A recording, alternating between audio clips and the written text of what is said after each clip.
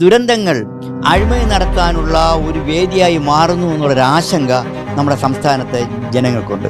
വാസ്തവത്തിൽ മുഖ്യമന്ത്രിയുടെ ദുരിതാശ്വാസ നിധിയിൽ കൂടി തന്നെ വേണം ഈ പ്രവർത്തനങ്ങൾ നടക്കേണ്ടത്. കാരണം അത്രയും പവിത്രമായ ഒരു ഫണ്ടാണ് മുഖ്യമന്ത്രിയുടെ ഇതെന്ന് പറയും. ആ രീതിയിലാണ് ആൾക്കാർ കയ്യേങ്ങി സംഭവിച്ചത്. ദുരിതാശ്വാസ നിധിയിൽ നിന്നും പണം ലക്ഷക്കണക്കിന് രൂപ പാർട്ടി അനുഭാവികൾക്ക് നൽകിയെന്നുള്ളതിൻ്റെ പ്രൂഫാണ് ഞാൻ ലോകായുക്തയിൽ കൊടുത്തത്. അപ്പോൾ ലോകായുക്ത പൂർണ്ണമായി പരിശോധിക്കുകയും അത് പൂർണ്ണമായും ഗവൺമെൻറ്റിൻ്റെ ഭാഗത്ത് വീഴ്ചയുണ്ടെന്ന് ബോധ്യപ്പെട്ടെങ്കിലും ബാഹ്യ സമ്മർദ്ദങ്ങൾക്ക് വഴങ്ങി ഒരു വർഷത്തോളം കാലം ആ ജഡ്ജ്മെൻ്റ് ഇറക്കാൻ തയ്യാറായില്ല. കേരളത്തെ രക്ഷിക്കണമെങ്കിൽ ഒരു നിഷ്പക്ഷമായ പോലെ കേന്ദ്ര സർക്കാരിൻ്റെയും കേരള സർക്കാരിൻ്റെയും സംയുക്തമായി ഒരു സീനിയർ സുപ്രീം കോടതി ജഡ്ജി റാങ്കിലുള്ള ഒരാളുടെ നിഷ്പക്ഷമായ രീതിയിൽ വന്നാൽ കേരളം തീർച്ചയായിട്ടും രക്ഷപ്പെടും. കേരളം ദൈവത്തിൻ്റെ സ്വന്തം നാടാകും എന്നുള്ളൊരു പ്രതീക്ഷ എനിക്കുണ്ട്. ദുരിതാശ്വാസ നിധിയിലേക്ക് മുഖ്യമന്ത്രിക്ക് നൽകുന്ന പണം അപ്പോൾ ഓരോ മാസം സൈറ്റിൽ പബ്ലിഷ് ചെയ്യണം. അതോടൊപ്പം തന്നെ ആർക്കെല്ലാം കൊടുക്കുന്നുള്ള ഡീറ്റെയിൽസ് വേണം. ഇപ്പോൾ ചോദിക്കുമ്പോഴേക്കും ഇത്ര രൂപ വരവ് വന്നു, ഇത്ര രൂപ ചിലവാക്കി, വളരെ കൂടുതലായിട്ട് ചില ആൾക്കാരുടെ പേര് പറയും.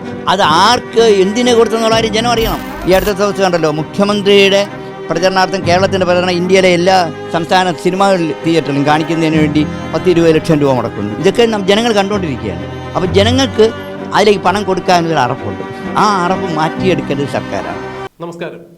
കേരളം കണ്ട മഹാദുരന്തങ്ങളിൽ ഏറ്റവും വലുത് തന്നെയായിരുന്നു വയനാട് ഉരുൾപൊട്ടൽ ദുരന്തം. ഏതാണ്ട് 400 ശിഷ്ടം ആളുകൾ മരിച്ചിട്ടുണ്ട് എന്ന ഔദ്യോഗിക കണക്കുകൾ വരുമ്പോൾ ഇനിയും 260 ശിഷ്ടം മൃതദേഹങ്ങൾ മാത്രമാണ് കണ്ടെത്താൻ പറ്റിയിട്ടുള്ളത്. എന്നാൽ 1500-ലധികം ആളുകൾ മരിച്ചിട്ടുണ്ട് എന്നാണ് പരിസര നിവാസികൾ പറയുന്നത്. 650-നും 600-നും ഇടയ്ക്കുള്ള വീടുകൾ തകർന്നിരിക്കുന്നു. കൃഷിയിടങ്ങളും ഇതുപോലെ. വയനാടിനെ പഴയ രീതിയിൽ പുനഃസ്ഥാപിക്കുന്നതിന് വേണ്ടി, പുനരുദ്ധരിക്കുന്നതിന് വേണ്ടി മുഖ്യമന്ത്രിയുടെ ദുരിതാശ്വാസ നിധിയിലേക്ക് എല്ലാവരും കൈയച്ച് സഹായം നൽകണം എന്നാണ് മുഖ്യമന്ത്രി വയനാടിൻ്റെ ദുരന്തം ഉണ്ടായി പിറ്റേ ദിവസം തന്നെ മാധ്യമ സമ്മേളനത്തിൽ പറഞ്ഞത്. ഏതാണ്ട് 100 കോടിയിലധികം രൂപ ഇപ്പോൾ തന്നെ മുഖ്യമന്ത്രിയുടെ ദുരിതാശ്വാസ നിധിയിലേക്ക് പിരിഞ്ഞിട്ടുണ്ട് എന്നാണ് അറിയാൻ സാധിക്കുന്നത്. എന്നാൽ 2018-ലെ പ്രളയ ദുരിതകാലത്ത് വന്നതുപോലെയോ കോവിഡ് ദുരിതകാലത്ത് വന്നതുപോലെയോ ഒന്നുമുള്ള ഒരു പണമൊഴുക്ക് ഇപ്പോൾ മുഖ്യമന്ത്രിയുടെ ദുരിതാശ്വാസ നിധിയിലേക്ക് ഉണ്ടാകുന്നില്ല എന്നുള്ളതും സത്യം തന്നെയാണ്. ഇതിന് അടിസ്ഥാനപരമായ ചില കാര്യങ്ങൾ പറയുന്നുണ്ട്. മുഖ്യമന്ത്രിയുടെ ദുരിതാശ്വാസ നിധിയിലെ വരവ് ചിലവ് കണക്കുകൾ അത്ര സുതാര്യമായി സൂക്ഷിക്കപ്പെടുന്നില്ല, ഓഡിറ്റ് ചെയ്യപ്പെടുന്നില്ല എന്നാണ്. മുൻപ് മുഖ്യമന്ത്രിയുടെ ദുരിതാശ്വാസ നിധിക്കെതിരെ ലോകായുക്തയിൽ വരെ കേസുണ്ടായിരുന്നു. മുഖ്യമന്ത്രിയുടെ ദുരിതാശ്വാസ നിധി വകമാറ്റി ചിലവഴിച്ചു എന്നുള്ള ആക്ഷേപത്താലാണ് തിരുവനന്തപുരത്തുള്ള KR ശശികുമാർ എന്നൊരാൾ, അദ്ദേഹം മുൻ കേരള സർവകലാശാല സിൻഡിക്കേറ്റ് മെമ്പറായിരുന്നു, പൊതുപ്രവർത്തകൻ കൂടിയായ KR ശശികുമാറാണ് മുഖ്യമന്ത്രി ദുരിതാശ്വാസ നിധിയിൽ നിന്ന് വകമാറ്റി ചിലവഴിച്ചു എന്ന് പറഞ്ഞുകൊണ്ട് ലോകായുക്തയിൽ ഒരു കേസിന് പോയത്. എന്നാൽ ഒരു വർഷത്തിന് ശേഷം ലോകായുക്തയിൽ നിന്ന് വിചിത്രമായൊരു വിധി വന്നു. മുഖ്യമന്ത്രിക്ക് അതിനുള്ള അധികാരമുണ്ട് എന്ന് തന്നെയാണ്. ഇപ്പോൾ വയനാട്ടിലേക്കുള്ള ദുരിതാശ്വാസ നിധി രൂപീകരണവുമായി ബന്ധപ്പെട്ട് വീണ്ടും വിവാദങ്ങൾ ഉയർന്നു വരുന്ന സാഹചര്യത്തിൽ KR ശശികുമാർ വീണ്ടും രംഗത്തെത്തുന്നു.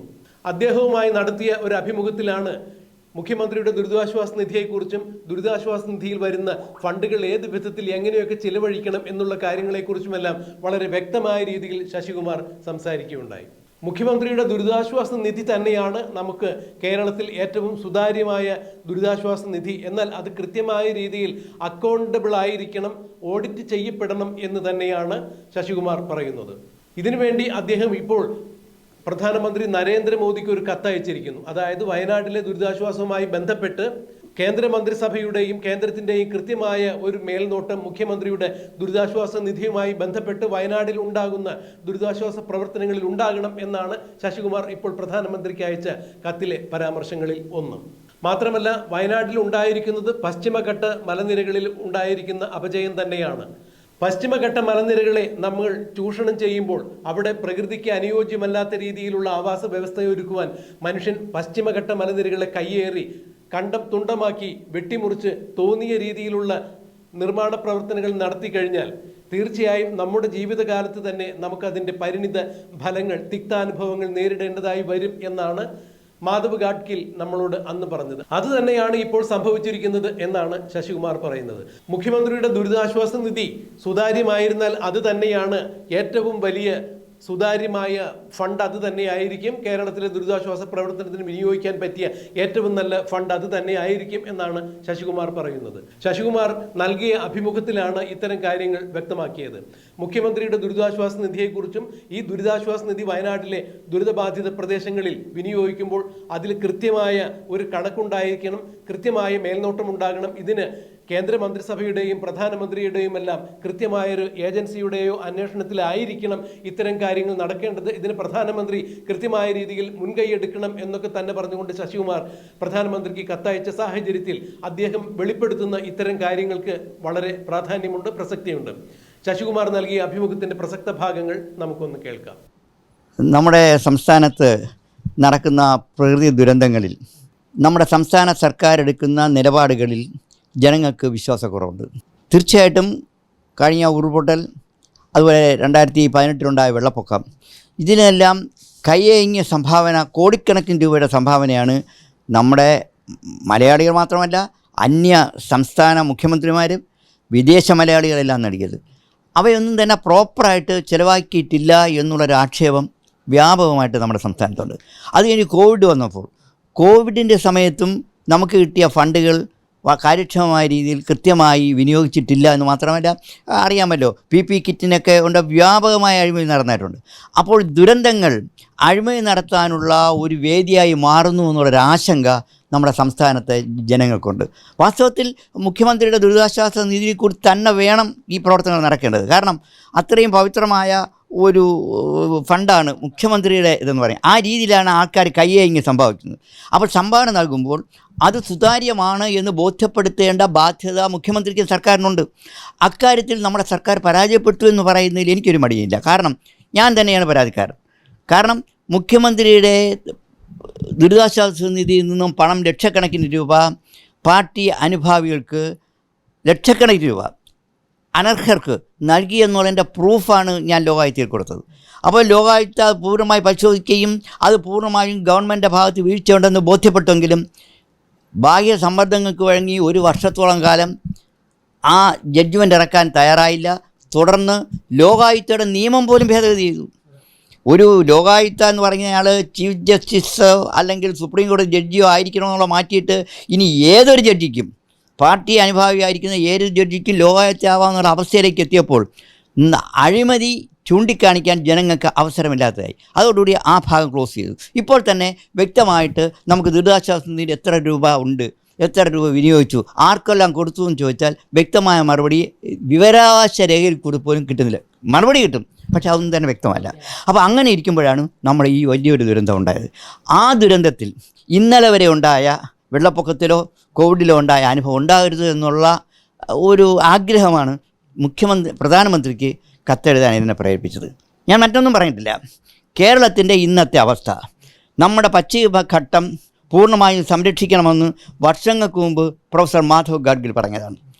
അദ്ദേഹം പറഞ്ഞത് അക്ഷരാർത്ഥത്തിൽ ശരിയാണെന്ന് ഇതാ വന്നിരിക്കുകയാണ്. അദ്ദേഹം പറഞ്ഞു, നമ്മൾ ജീവിച്ചിരിക്കുമ്പോൾ തന്നെ നമുക്ക് ഈ ദുരന്തങ്ങൾ കാണാൻ കഴിയും. അത് കണ്ടു എന്നുള്ളതാണ്. ഇനി ഒരു വയനാട് ദുരന്തം നമ്മുടെ കേരളത്തിൽ ഉണ്ടാകരുത് എന്നുള്ളൊരാഗ്രഹം കേരളത്തിലെ ജനങ്ങളെല്ലാം ആഗ്രഹിക്കുന്നുണ്ട്.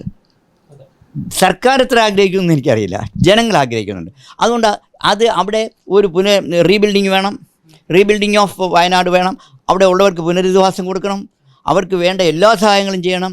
പക്ഷേ നാളെ ഇനി മറ്റ് പ്രദേശങ്ങളിൽ ഇത് ആവർത്തിക്കാൻ പാടില്ല.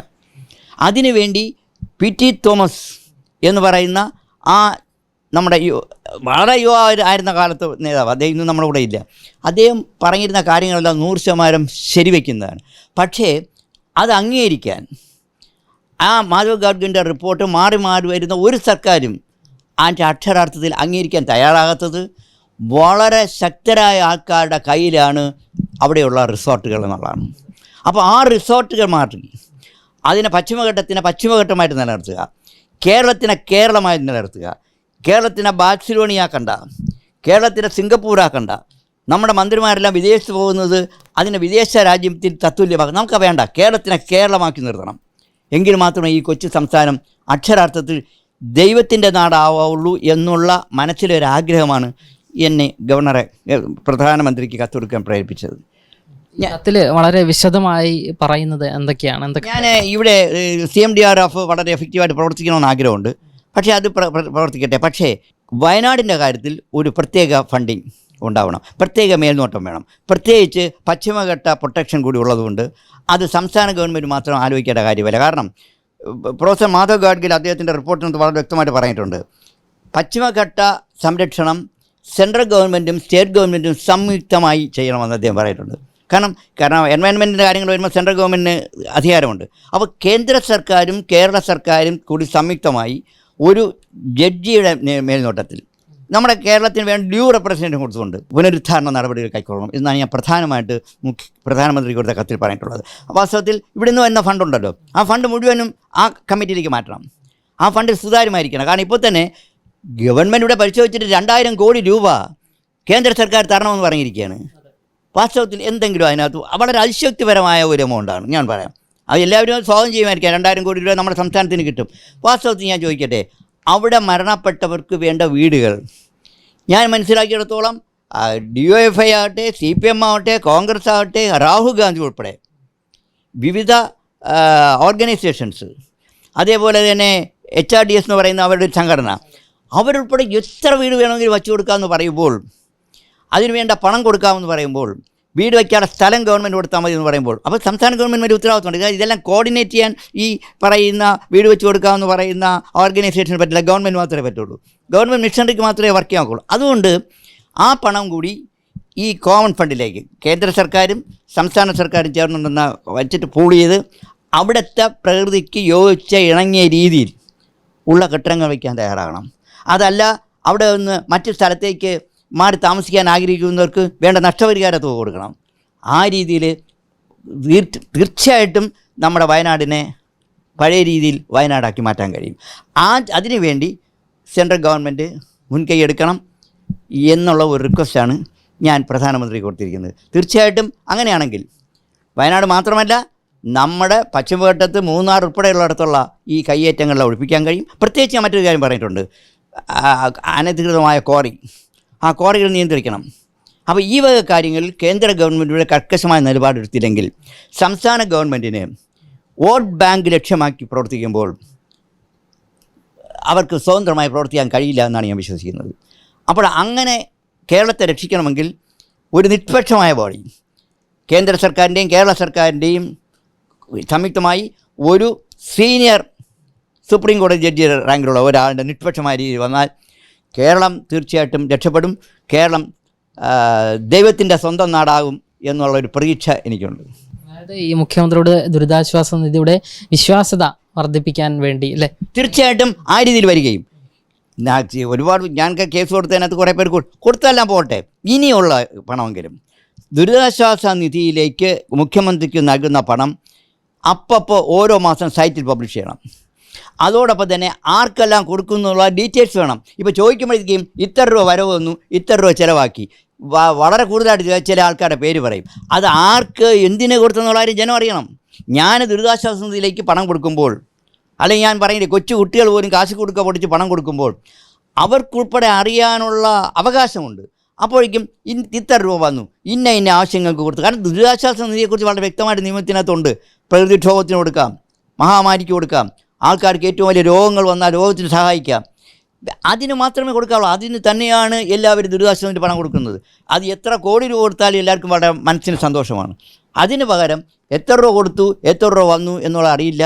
അത് ടോട്ടൽ എമൗണ്ട് പറയുക. ഈവൻ നിയമസഭയിൽ പ്രതിപക്ഷം ചോദിച്ച ചോദ്യത്തിന് പോലും ഗവൺമെൻറ് വ്യക്തമായ മറുപടി പറയുന്നില്ല. ഞാൻ ചില ചോദ്യങ്ങൾ ചോദിച്ചു കഴിയുമ്പോൾ അതിനെല്ലാം ഉത്തരം പറയുന്നത് ക്രോഡീകരിച്ച് വരികയാണെന്നാണ്. ഇപ്പോൾ വിവരാവസ്ഥയിൽ പോലും വ്യക്തമായ മറുപടി കിട്ടുന്നില്ല. ഈ അടുത്ത കാലത്ത് ഈ ചില ഉദ്യോഗസ്ഥന്മാരുണ്ട്, ആ ഉദ്യോഗസ്ഥന്മാരും കൂടി ഇനി കൂട്ടുനിൽക്കുകയാണ്.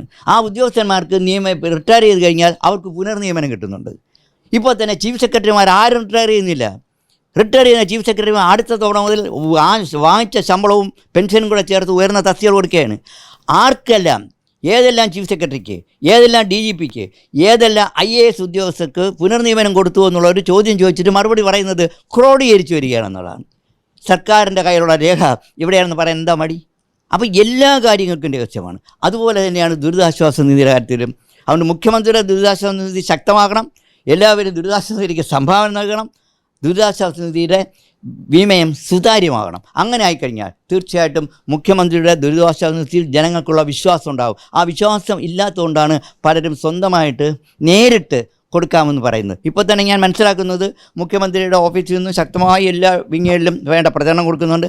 അതനുസരിച്ചാണ് ഇപ്പം പണം വരുന്നത്. പഴയതുപോലെ കയ്യേങ്ങി സംഭാവന നൽകാൻ ആൾക്കാർ തയ്യാറാകുന്നില്ല. സർക്കാർ ജീവനക്കാരുടെ ശമ്പളം എന്തോ പെൻഷൻകാരുടെയൊക്കെ 5 ദിവസത്തെ ശമ്പളം കൊടുക്കണമെന്ന് പറയുമ്പോൾ അത് സന്തോഷത്തോടു കൂടി കൊടുക്കുന്ന ഒരുപാട് കുറവായിരിക്കും. കാരണം കൊടുത്താൽ ഈ പണം എവിടെ എത്തും? കാരണം സർക്കാർ ജീവനക്കാരനെ സംബന്ധിച്ചിടത്തോളം കഴിഞ്ഞ 3-4 കൊല്ലമായിട്ട് DA ഒന്നും കൊടുക്കുന്നില്ല. അപ്പോൾ DA ഒന്നും കൊടുക്കാതിരിക്കുന്ന സർക്കാർ, മറ്റു കാര്യങ്ങൾക്ക് വേണ്ടി അനാവശ്യമായി ചിലവാക്കുന്ന സർക്കാർ. ഈ അടുത്ത ദിവസം കണ്ടല്ലോ, മുഖ്യമന്ത്രിയുടെ പ്രചരണാർത്ഥം കേരളത്തിൻ്റെ പ്രചരണം ഇന്ത്യയിലെ എല്ലാ സംസ്ഥാന സിനിമകളിൽ തിയേറ്ററിലും കാണിക്കുന്നതിന് വേണ്ടി 10-20 ലക്ഷം രൂപ മുടക്കുന്നു. ഇതൊക്കെ ജനങ്ങൾ കണ്ടുകൊണ്ടിരിക്കുകയാണ്. അപ്പോൾ ജനങ്ങൾക്ക് അതിലേക്ക് പണം കൊടുക്കാനൊരു അറപ്പുണ്ട്. ആ അറപ്പ് മാറ്റിയെടുക്കേണ്ടത് സർക്കാരാണ്. തീർച്ചയായിട്ടും അങ്ങനെ സർക്കാർ അങ്ങനെയുള്ള ആളുകൾക്കുണ്ടാകുന്ന ധാരണ മാറ്റിയെടുക്കാൻ മുൻകൈ എടുത്താൽ ദുരിതാശ്വാസ നിധിയിലേക്ക് എല്ലാവരും പണം തരും. അതോടൊപ്പം തന്നെ വയനാടിനെ സംബന്ധിച്ചിടത്തോളം അതൊരു പ്രത്യേക ഫണ്ടായി കേന്ദ്ര ഗവൺമെൻറ് സംസ്ഥാന സർക്കാരും സംയുക്തമായി വർക്ക് ചെയ്താൽ തീർച്ചയായിട്ടും നമ്മുടെ വയനാട് നമുക്ക് പുനർനിർമ്മിക്കാൻ കഴിയുമെന്നുള്ള കാര്യത്തിൽ സംശയം വേണ്ട. അതിനനുകൂലമായ തീരുമാനം കേന്ദ്ര സർക്കാരിൻ്റെ ഭാഗത്തു നിന്നും സംസ്ഥാന സർക്കാരിൻ്റെ ഭാഗത്തു നിന്നും ഉണ്ടാകുമെന്നാണ് ഒരു പൊതുപ്രവർത്തന നിലയിൽ ഞാൻ ആഗ്രഹിക്കുന്നത്.